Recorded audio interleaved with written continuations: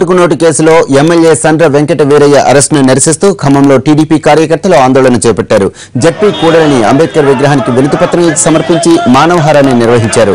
ఆందోళనకారులు నల్ల బ్యాడ్జీలు ధరించి కేసీఆర్ కు వ్యతిరేకంగా నినాదాలు చేశారు. దళితుణ్ణి సీఎం చేస్తానన్న కేసీఆర్ దళిత ప్రజా ప్రతినిధులపైనే కత్తికట్టాడని ఆరోపించారు.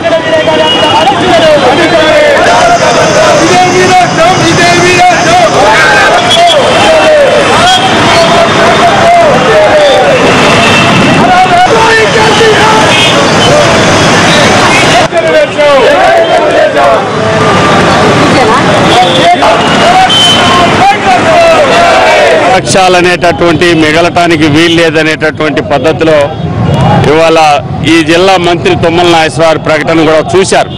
ఇవాళ తెలంగాణ రాష్ట్ర ప్రజల వ్యతిరేకమే కాకుండా దళిత వ్యతిరేక అయినటువంటి పద్ధతిలో ఇవాళ పరిపాలన సాగుతూ ఉంది.